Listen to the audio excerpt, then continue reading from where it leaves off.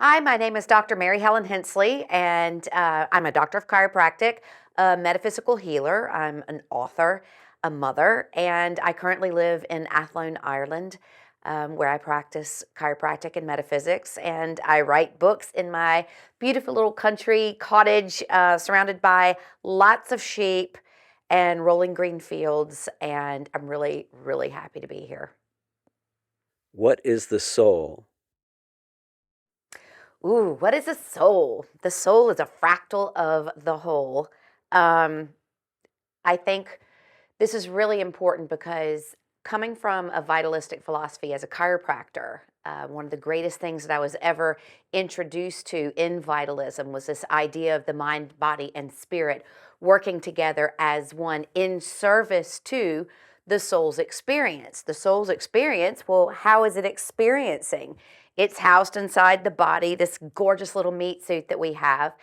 And it is that innate intelligence. It is that spark of life. It is that tiny rivulet that lights up the universe, that micro and macro experience as a fractal of the whole from which we all come.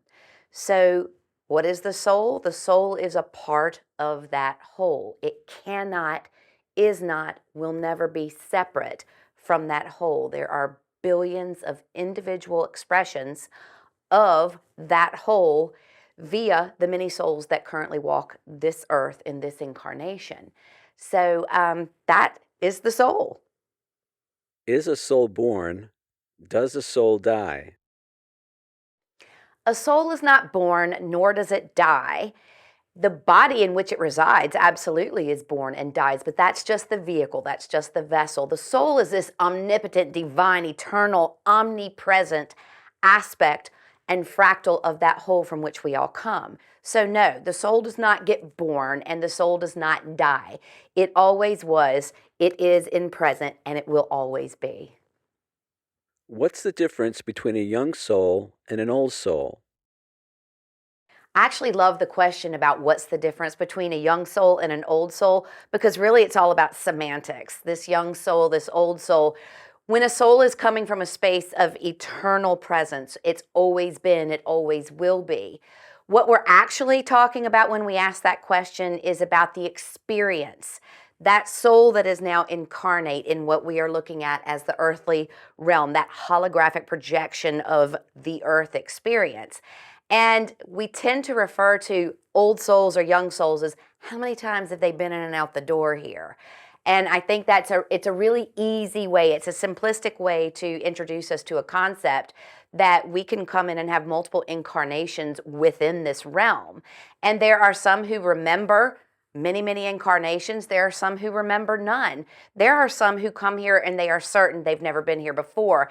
And far too many people, and I chuckle every time I hear them say it, I am never coming back here. I would have never chosen this. And guess who is going to be first off the bus next go around? So this idea of the old soul or the young soul, really we're talking about experience. And so this idea that one is better than the other, one is inside the box or outside the box, for God's sake. The old soul and the new soul is literally talking about that particular soul's experience at this moment. And you can have someone that you would refer to as a new soul, someone who might not be as experienced in the earth realm, who has oodles of experience elsewhere. And so it's just really funny how we as human beings, it makes us so human when we have to categorize and classify this kind of concept of old and new, low vibe, high vibe.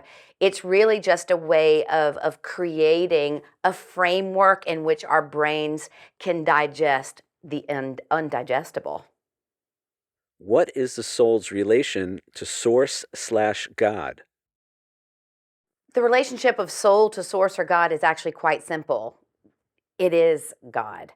There's no way around it. We don't need paragraphs about it. It's this, it's this, it's this, it's this, it's this.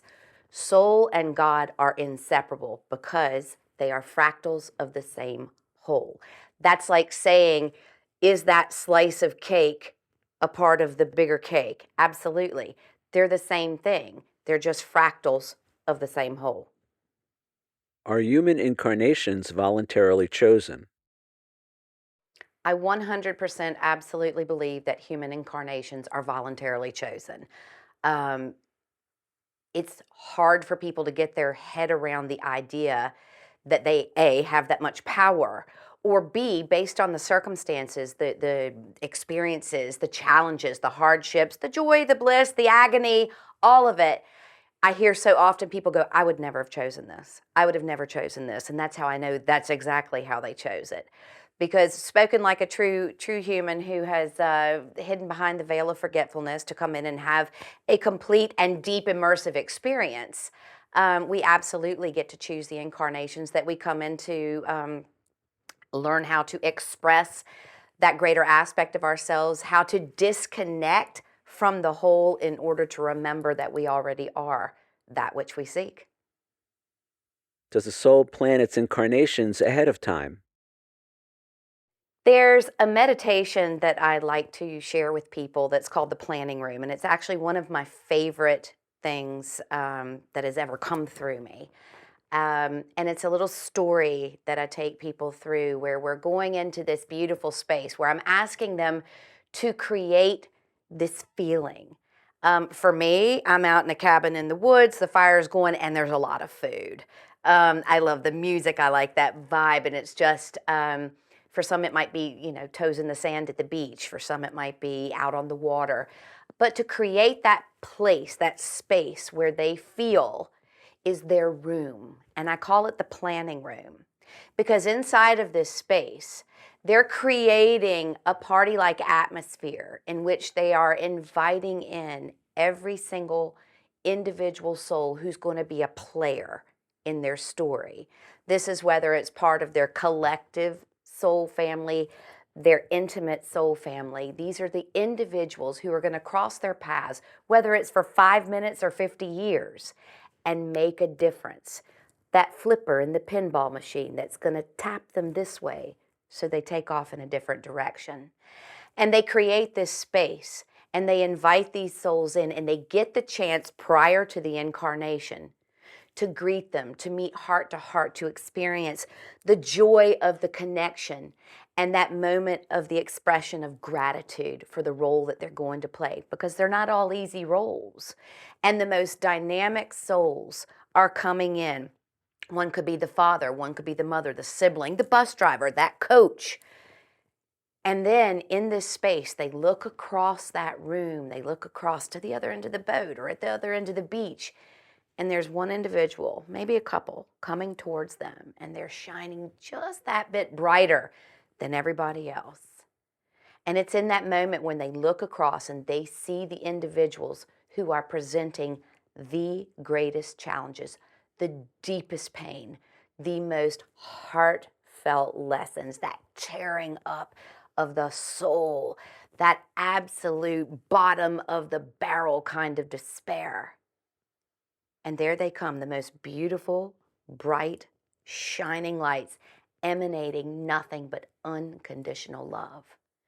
And they've welcomed them into that space, and they're getting the opportunity prior to the incarnation, prior to the pain even taking place, to say, thank you so much for loving me enough to play this role in my story. Because guys, it's not about the character, it's about the experience. What's the purpose of life on the physical plane?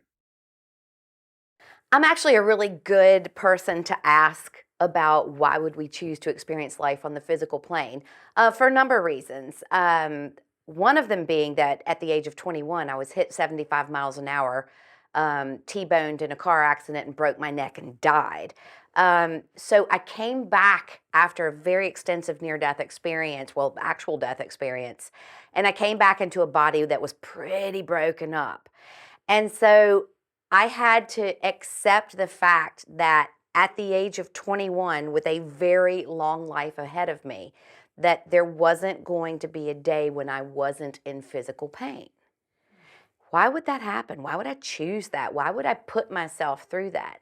Well, it's actually really interesting because what I've learned along the way, I'm now 54 years old and I'm working more, harder, longer hours than I ever did in the past. And I'm still able to do it because I ask myself one simple thing. Each morning when I get up, I do a little evaluation, I feel around, make sure everything's still there, still attached, I'm still in the bod, I'm still rocking this vibe. And I go, is the pain you're in bigger than what you want to accomplish today? And so far, the answer is no. And some days the pain's pretty intense, but I have learned to connect with my contribution, and my value is not based on my physical. It's based on my emotional, on my spiritual, on that concept that I can offer who and what I am, not only to the world around me, but to myself, that I value me, the individual, the spirit, the soul that is currently incarnate in a body that's been pretty battered up. And that I still have something valuable to contribute. So why would you do that? Well, ask any thrill seeker in your life. Ask anyone who's ever wrapped a bungee cord around their ankle and then nosedived off a bridge 1,000 feet up. Ask anyone who's ever gotten behind the wheel of a race car. Ask anyone who's ever done any kind of adventure kind of sport. Because what happens is we know who we are. We know what we are. We know what we come from. And the real buzz is going, I'm going to tie my hands behind my back. I'm going to limit myself to 5 senses. And in this divine, omnipotent, eternal, wonderful being, I'm going to stuff myself into a meat suit. I'm going to look in the mirror every day and go, ooh, that's a little pudgy. Ooh, there's another wrinkle. And I'm going to criticize and I'm going to judge and I'm going to pretend that I really, really love myself when secretly behind I'm going, oh my gosh. And I'm going to put myself through that experience to find my way back again. And so why would you forget who you are? Why would you choose to come into a place that can really, let's face it, be very painful sometimes? You come here because when you make that decision, you're not that. You aren't the meat suit. You are this beautiful, eternal being that recognizes that nothing can harm who you really are. And so with that in mind, when you're making that decision to come incarnate and walk around this crazy place, you look forward to it. You look forward to the challenges. And you realize in that moment when you're making the decision to come here, that when nothing can harm who you really are, life, death, whatever, you're agreeing to come in and have that experience. When you come from that space, you're making a decision in the whole of yourself. Then you dive deep and you forget who you really are. And then we come in here and we ask these silly questions. I would never, why would I do this to myself? I'd never choose cancer. I'd never choose to lose a spouse. I'd never choose to lose a child. I'd never choose a rape. I'd never choose for my cousin to be murdered. I'd never choose that. Oh, yes, you would.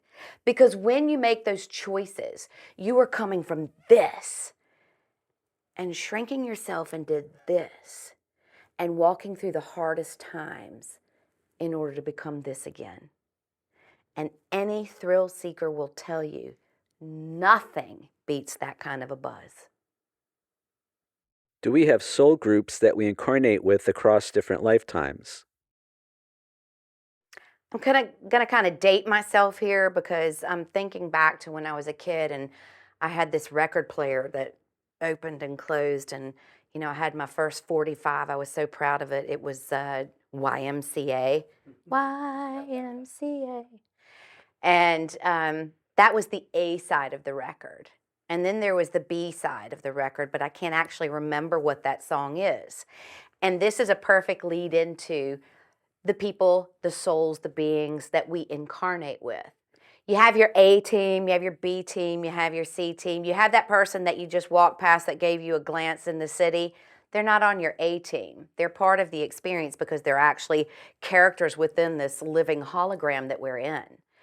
But your A team are those that you are intimate with, those that you are having the deep connections, those that you're having a lot of pain, that kind of That idea of the soulmate, a soulmate is somebody that you're throwing pots and pans at each other, that you're really challenging one another, that you're going through this deep growth.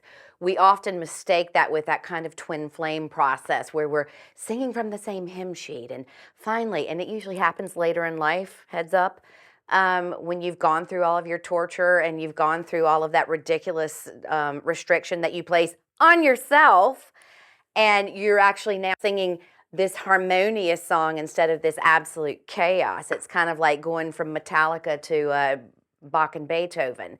And so what happens to us oftentimes is we think someone who comes into our experience who's causing great pain, they couldn't be part of our soul group. They're the most likely part of your soul group, guys, because that's how that works. Those who love you most, those who are vibing in your space when you are out of body, are the ones who are the most willing to come in and cause damage, wreak chaos and havoc, because they love you enough to say, yeah, I'll do that for you.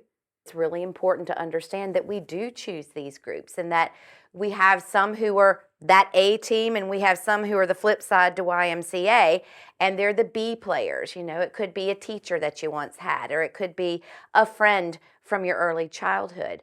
So one of my future endeavors is going to be a book that I really want to write. I've written 10 at this stage, and now it's really fun. Once you kind of have that out of your system, you can start really calling in the juicy stuff. And I want to write a book called Angels and Assholes. Can I say that? Assholes? I'm saying it.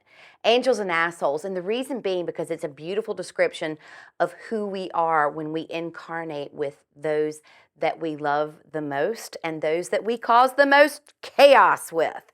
And the reason is because, oh, you mean some are angels and some are assholes? No, you're an angel and an asshole. I have never, ever, ever done a talk to a large group where some hand didn't go up and go, yeah, okay, but what about Hitler? Are you trying to tell me that Hitler is welcome in the divine, that Hitler is part of the divine plan?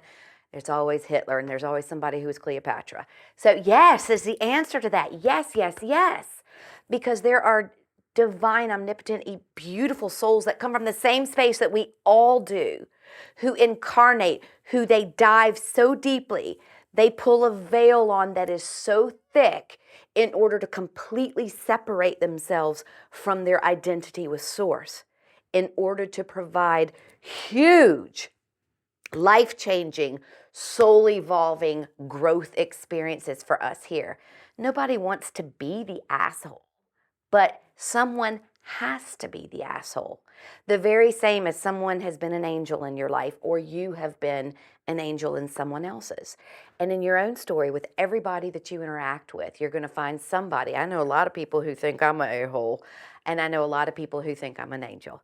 And guess what? I am. All of them. I'll wear them with pride, because what I'm doing here and what they're doing for me is we're providing that mirror, that experience, those shining a light on those places where we need to grow together. And sometimes that's in a really good, fun, positive way, yay! And other times it's really dark and ugly, and it highlights that which needs to be worked on, that which needs our attention, our growth, and our evolution. Do spirit guides or angels assist us? As y'all might can tell from the accent, I come from the deep South in America. I live in Ireland now, but I'm a Virginian born and bred, and I'm also a preacher's daughter. I grew up in the Bible Belt. And here's something that's very interesting. We had a way. We weren't holy rollers in our household. My dad was actually a football coach, and so people loved to come and listen to his sermons because they were always about sports.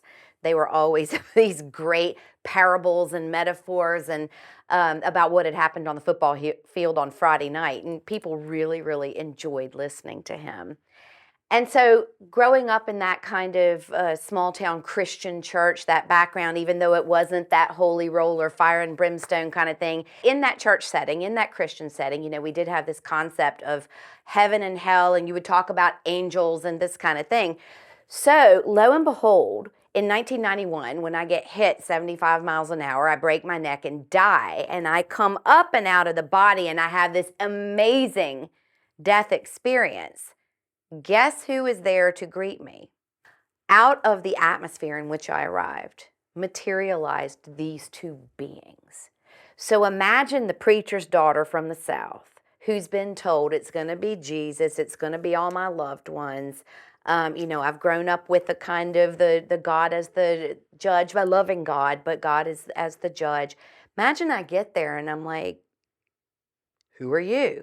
And in reality, in that first moment, I couldn't remember who they were. It was like, I know you. I know you're important to me, and I can't remember who and what you are. So they gave me time. Time doesn't even exist there. So I had all the time in all the worlds. And then the penny dropped.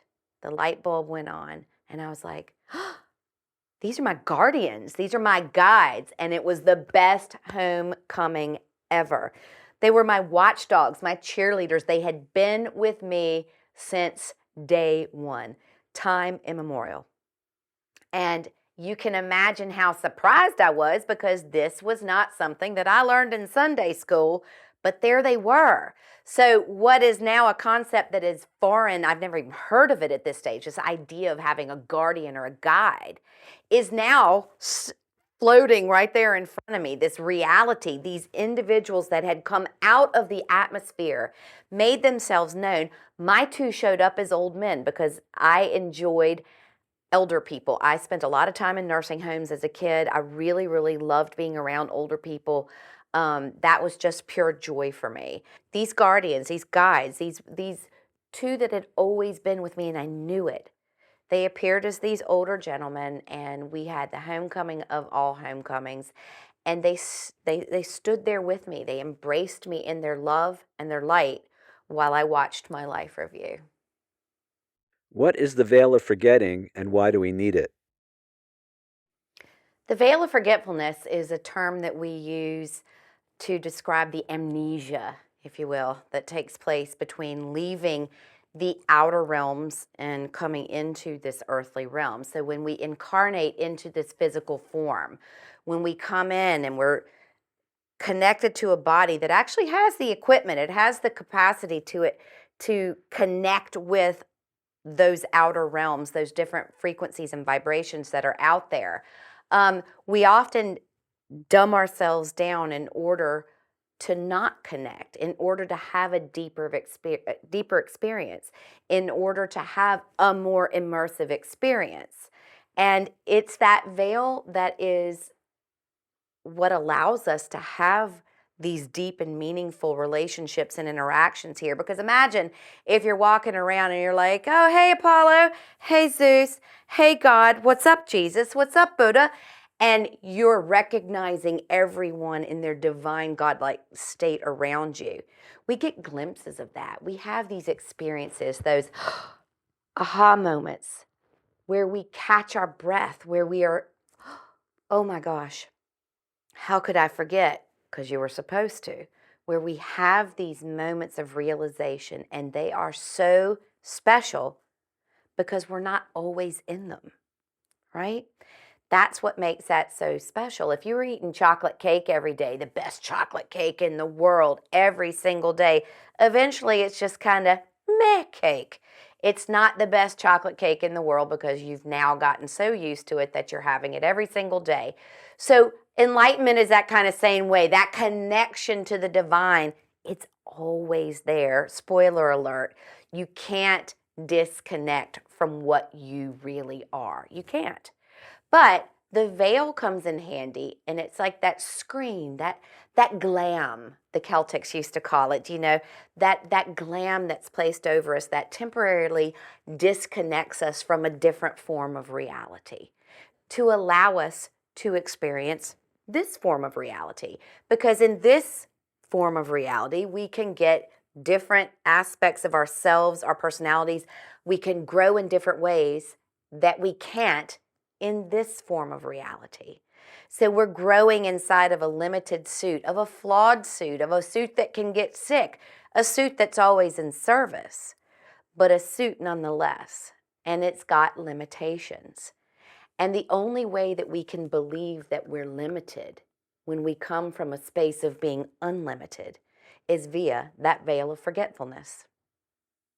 Discuss the role of free will in a given incarnation. Free will. Oh man, Free will is a very highly misunderstood concept. Again, when people are deeply immersed in their pain, their suffering, and a very limited vision of who and what they really are, it's very hard for them to grasp the concept of free will, because a lot of people will immediately default to the space of, I'd never do this, I'd never choose this is not of my doing, this is not my free will, this sucks, I would never have created this kind of life challenge, hardship, pain, suffering for myself.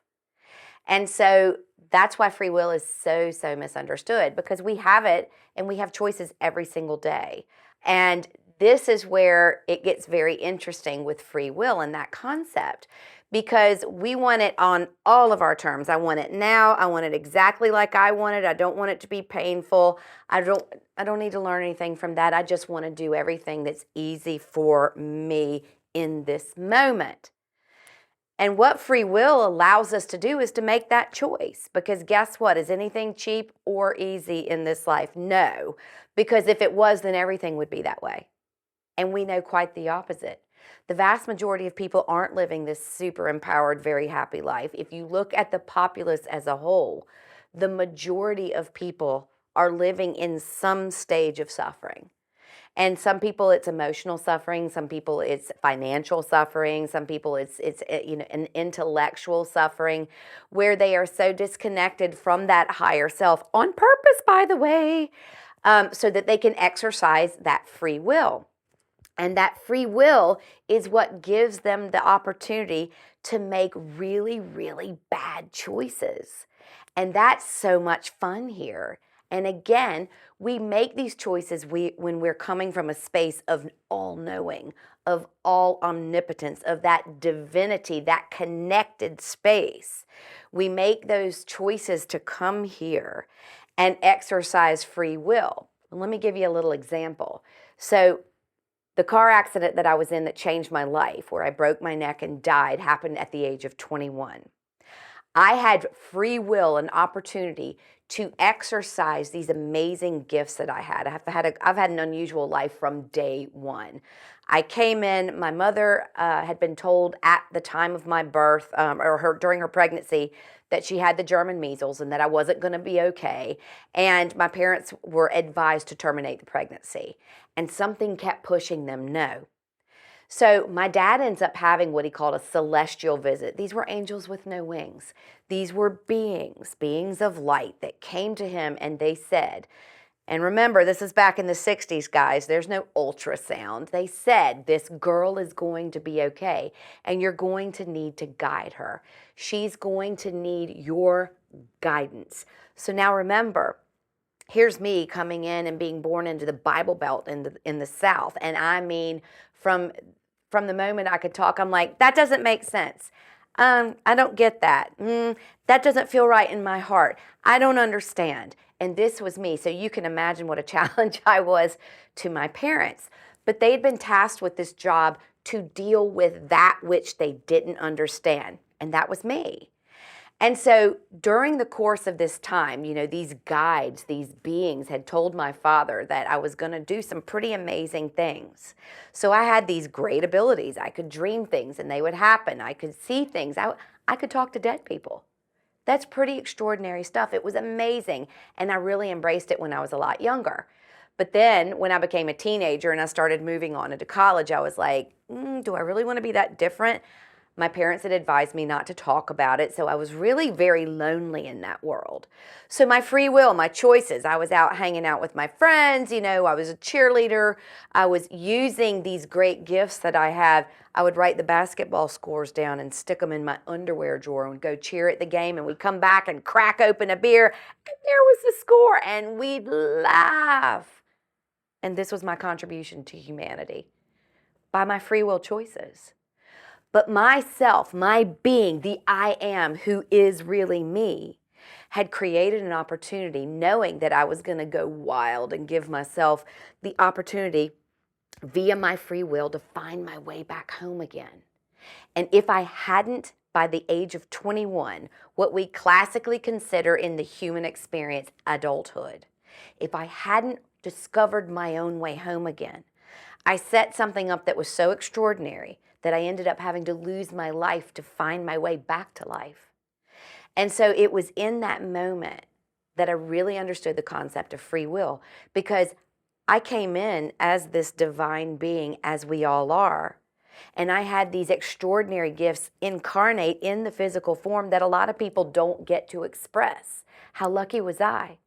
But free will gave me the opportunity not to feel the need to express those, to find another way to live, to experience things that otherwise I might not have had I embraced them earlier on in life.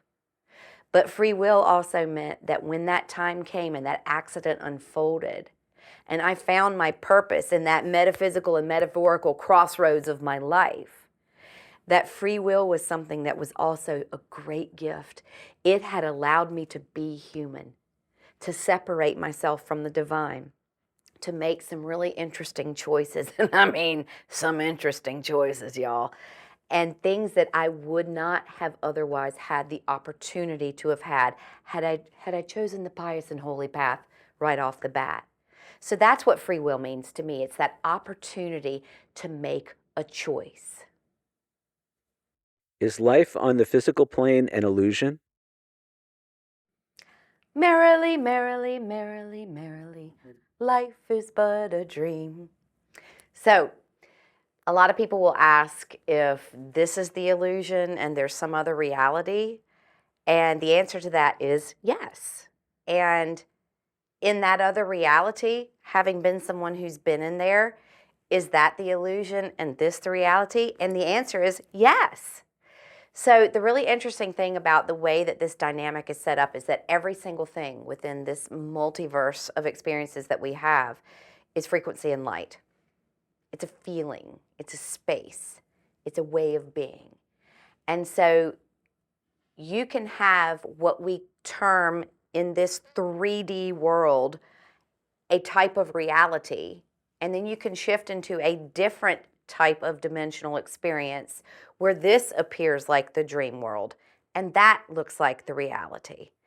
And so it's really, really fascinating because it's all about perspective. It's all about where you stand, who you're talking to, what's the definition of real, what's the definition of the dream world. And so the answer to that is that everything is but a dream and everything is also but a reality, because it's all about the perspective and who's experiencing it.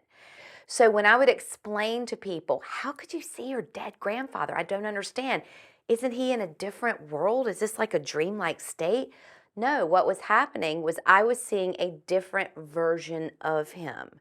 So which one is the reality? The one where we're physical, or that space where he was residing, where I was seeing a projection of his reality in that space?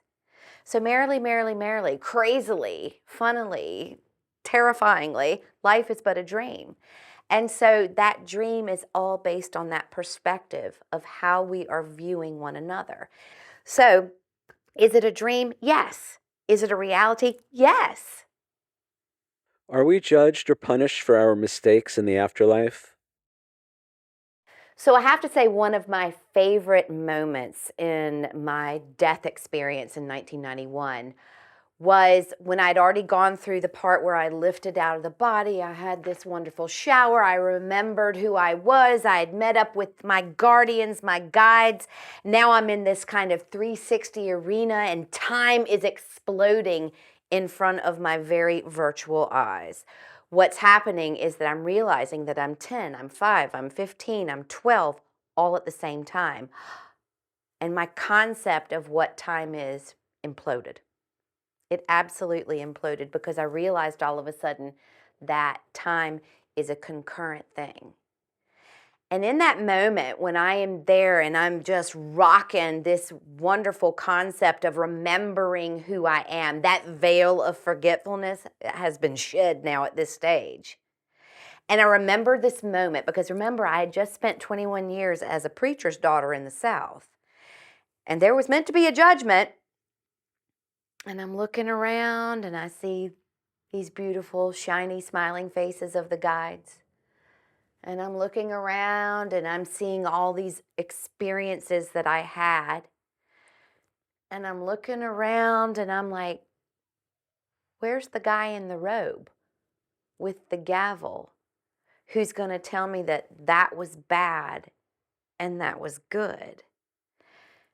And all of a sudden, I had the greatest aha when I realized I was the one who was critiquing my own performance.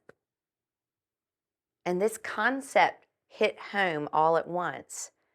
Wait a minute, I thought that was God's job. Well, guess what, guys? Know ye not that ye are gods? That's what that meant. We are fractals of that same divine, godly energy. And I put myself here. I put myself into this suit with all of the challenges and all of the glory and all of the chaos that comes with being human to see how I'd fare out.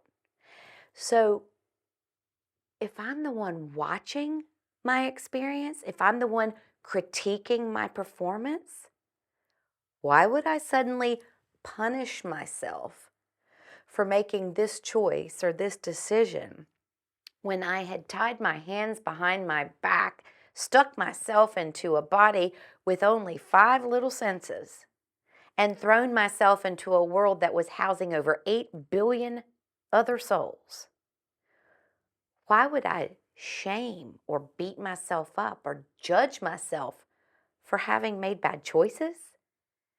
I suddenly realized in that moment that I was the one who created the opportunity for me to make bad choices. I wanted to make the bad choices. I was growing from those difficult moments. And I was the one who was critiquing my performance. And I sure as hell wasn't going to send myself to hell. Would you? Describe the life review. So this is really funny for me because, you know, when you're on the near death circuit and you're writing the books and you're doing the talks and doing the YouTube things and all this kind of stuff, people tend to fall into this category of, wow, isn't that amazing? Isn't she wonderful? Well, I'm very quick to remind them that the whole reason that I had that experience was because I needed a little knock on the head. I wasn't paying attention. It's not because I was so wonderfully enlightened. It's because I had been making a whole bunch of other choices and I'd been off here living my life, but not my purpose. And so one of the best things that happened in that death experience was this life review. Now, this is where time and my definition of time just disappeared. But it was also where I got to watch my life unfold simultaneously. So I'm in this space and it's like a 360-degree arena. So it's all happening around me at the same time. So I'm 11 years old and I'm getting my first bulldog, Otto von Bismarck. There were 3 to follow, by the way. And I'm 4 years old. I'm at my kitchen table and my dad is trying to ask me, do I know the difference between life and death? I'm 6 years old and I'm getting lost at Virginia Beach. I am 16 years old getting my driver's license. I'm 17-year-old and I'm having too much to drink at a college party and experiencing a rape. I'm 12 years old and I'm winning the school spelling bee.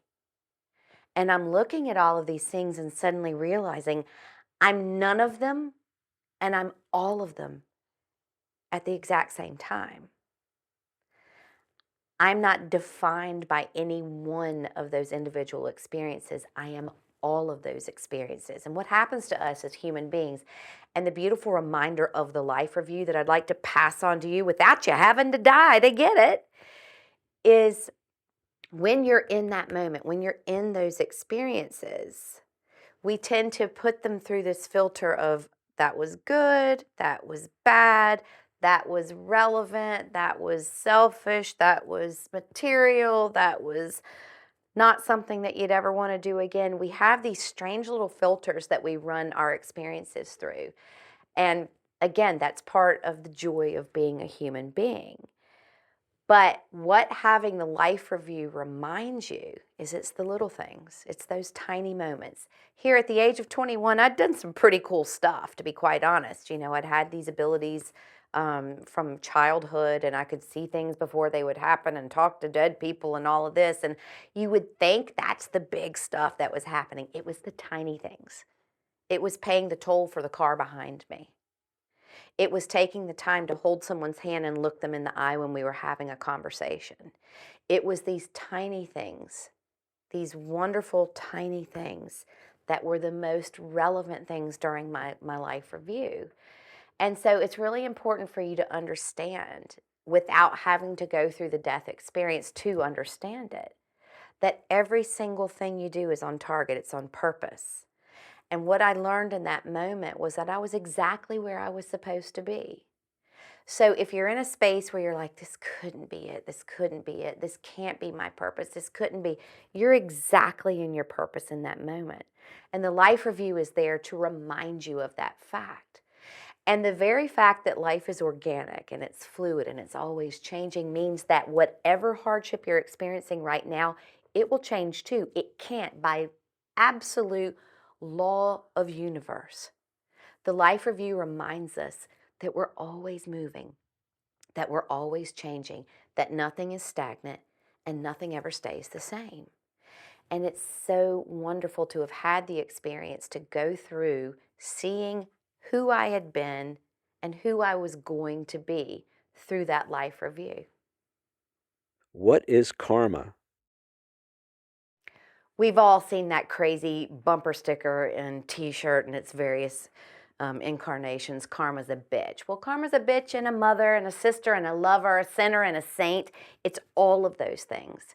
We get this idea because we're living in this very heavy three-dimensional experience of ourselves, where we love the retribution. We love the idea that bad is going to be punished and good is going to be rewarded. And so there has to be a mistress or a master for that. And karma has gotten that unfortunate delegation that when somebody does something, karma's going to sweep back in and create chaos to punish them for their actions and behaviors. And that's just not how it works. Because just as quickly as you could be an individual in this lifetime who is currently playing that chaotic individual in somebody else's story, while simultaneously playing that angelic role in somebody else's story over here, which part of you is karma going to punish? Which part of you is karma going to sweep in and shake back to reality? Karma is not like that. Karma is not this kind of entity that is created or designed to put us back in our place or put us back in on the straight and narrow, because that would mean that we believe that there's actually good and bad in this dichotomy of dark and light. Well, ask any artist, ask any weaver. You can't weave a tapestry with only light threads or you'd see no image. It takes the dark and the light threads to weave a beautiful tapestry. It takes the variety of the palette, the rainbow of colors, to create a beautiful painting. If they were all the same, if every behavior was the same, every picture looked exactly the same, what's the point of being here? So this idea or concept that there is this good behavior, this bad behavior, this behavior that will be rewarded and this behavior that's going to be punished and it's going to be karma that's going to do it. It's insane, because you know what? If you steal a nickel or if you steal $5,000, which one is worse? Based on the dollar amount or based on the action or the intention? If the intention to steal the nickel was the intention to steal something that didn't belong to you, then it's just as heavy as the intention to steal the $5,000.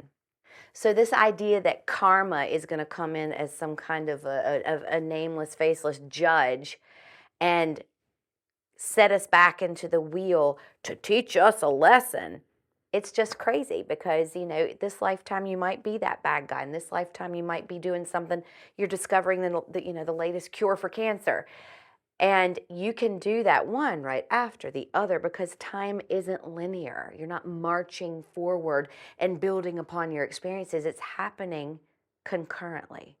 So think more than like a piece of string. Think Ferris, a merry-go-round. It's all happening at the same time. So karma is something that allows opportunity. It allows us to enter a situation with grace. And karma is something that allows us to take part in a situation with that grace as an opportunity, where we have an understanding that we're showing up not to serve our own purpose, but to serve the divine purpose. What, where is heaven? What, where is God? A question that I get asked so often, having had a near-death experience, is where did you go? Did you go to heaven? Where was it? Simon and Schuster even named my first three books in a collective promised by heaven. Heaven for me, as I found out in that near-death experience, was not a destination. It wasn't even the journey. It was the feeling. So everything that I do these days revolves around working with frequency and light. And the reason it does is because that's everything. Everything is frequency and light. Therefore, everything is that heavenly experience. There is no such thing as anything that's not of God. So, in essence, heaven is a state of being. It's not a place or a destination, it's a feeling. And it took a while. I was 21 years old when that near-death experience happened. And this concept of having been somewhere different than where I sit here and talk to you right now, that understanding of being in this kind of heavy suit and that feeling of lightness, of space, of connectedness, of oneness, that was at first my understanding of what heaven was. I used to describe it to people. It's a space. It's a feeling that it was so beautiful that it hurts to remember. And so over the years, I kind of evolved out of that space and that understanding and recognition that I could actually touch that through frequency. And so that's why I've dedicated my life's work to working with frequency and teaching other people how to work with frequency, because it's achieving that symphony. We've all experienced that piece of music, that song that you heard that made the hair on the back of your neck stand up, that gave you goose pimples, that really just touched your soul. That's heaven. That's what heaven is. It's not a place. It's not a final destination. It's a state of being. What's the secret to remembering who we really are? I think it's interesting, the secret of remembering who and what we really are. It's actually so simple, because we actually are being who and what we really are. We are here in this suit. We are here in a body that was perfectly designed to carry out each and everything that we needed while here on earth. It's insane how quickly people have forgotten. And really, I feel like that connection back to the physical. We try so hard to evolve and to become these amazing, dynamic spiritual beings that we forget that we came here to be human. And to connect with that humanness means to understand the divinity of being human. That by design, you live inside of a body. The you, who you really are, resides inside of this perfectly, perfectly flawed, wonderful, crazily built, amazing human body. So it's really important to understand that this body was designed in order to give you guidance. When you're emotionally out of alignment, and you stay emotionally out of alignment despite numerous warnings, taps on the shoulders, whispers in the ear, guess what happens? The body becomes physically unwell. Oh no, I'm sick. And are you sick because you're a victim of that illness, a victim of that virus, a victim of that cancer, a victim of that mind-robbing disease? No. You're ill because you're out of alignment, or you're ill because it's your way to get off the planet. Because guess what, folks? We're all getting off. We're all going to die at some stage. It's how we do it. And how we do it is by design and by choice. But until such time that we get there, the body is perfectly designed to let us know when we're veering off path, when we're veering off the course. Your body can tell you by a simple stomach ache, by a headache, by a heartbreak, by a lack of sleep, by improper digestion, that something is not in balance, that something is out of alignment. But unfortunately, right now, we live at a time where we love to mask over all of those symptoms. We love to cover it up. Let's take a pill. Let's not take the exercise. Let's not change the diet. Oh, how about lay off the drinks? How about taking responsibility for your actions? And so what happens to us is we want that quick fix so badly that we forget how perfect the design of the body is. And then we're quick to say that we don't get the signs. We all get the signs. Most of us just don't listen. So I think it's really important to understand how beautiful this body is in service to who and what we came here to be. And that's divine. What does our soul want us to know? So I think this is a unique question. What does our soul want us to know? Because when we phrase it that way, it's making who we are separate from that soul, and that's just not the case. You know, what does my soul want my body to know? That'd be an easy question to answer. But what does our soul want us to know? We are our soul. You're speaking, you're looking right now at my soul projecting itself through this body, this incarnation of Mary Helen. You're speaking directly to my soul. So, what does my soul want you to know? I'll tell you what my soul wants you to know.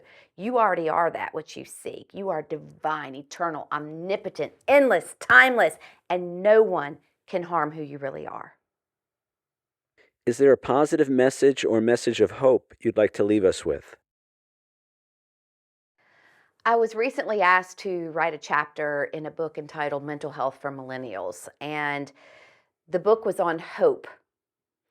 And I got the assignment and I cringed because I, like the comedian Jim Carrey, have a certain feeling about the word hope. And he made this beautiful graduation address years ago in which he called hope a beggar. Hope is a beggar.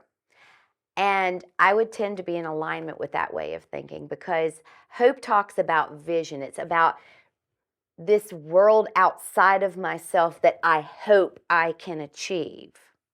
I prefer to envision and encode that frequency of light and love and understanding that I already am everything that I could ever hope to be.